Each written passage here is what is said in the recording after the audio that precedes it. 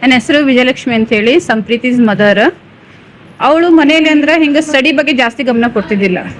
ಅಂದ್ರೆ ಸ್ಟಡಿ ಮಾಡು ಅದ್ ಮಾಡು ಅಂತಂದ್ರೆ ಏನೋ ಒಂಥರ ಮೈಗಳ್ತನ ಮಾಡ್ತಾಳು, ಶಾಣೆ ಅದಾಳು. ಬಟ್ ಹೆಂಗೆ ಅವಳಿಗೆ ಮಾಡ್ಬೇಕು ಅನ್ನೋ ಇಂಟ್ರೆಸ್ಟ್ ಅವಳಿಗೆ ಇರ್ತಿದ್ದಿಲ್ಲ.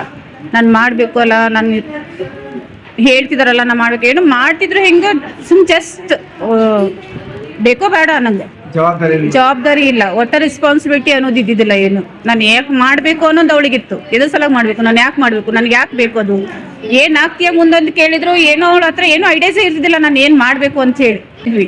ಇಷ್ಟು ವರ್ಷ ಆದ್ರೂ ಅವ್ಳು ನನ್ನ ಪ್ರೆಸೆಂಟಿಗೆ ಹೇಳ್ತವಳು. ಆದ್ರೂ ಒಂದು ದಿನ ನಾವು ಯಾರ ರಿಲೇಟಿವ್ಸ್ ಮನೇಲೂ ಬಿಟ್ಟಿಲ್ಲ ನಾವು ಅವಳಿಗೆ.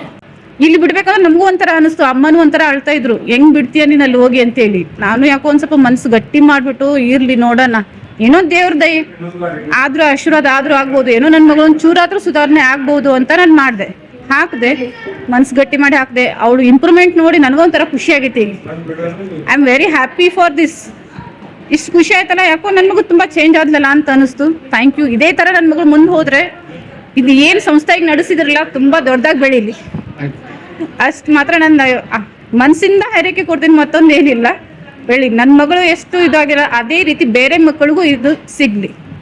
ನನ್ನ ಕಡೆಯಿಂದ ಎಷ್ಟಾಗುತ್ತೆ ಅಷ್ಟು ನಾನು ಎಲ್ರಿಗೂ ಮಾಡ್ತೀನಿ, ಆಲ್ಮೋಸ್ಟ್ ಮಾಡಿದ್ದೀನಿ, ಹೇಳಿದ್ದೀನಿ.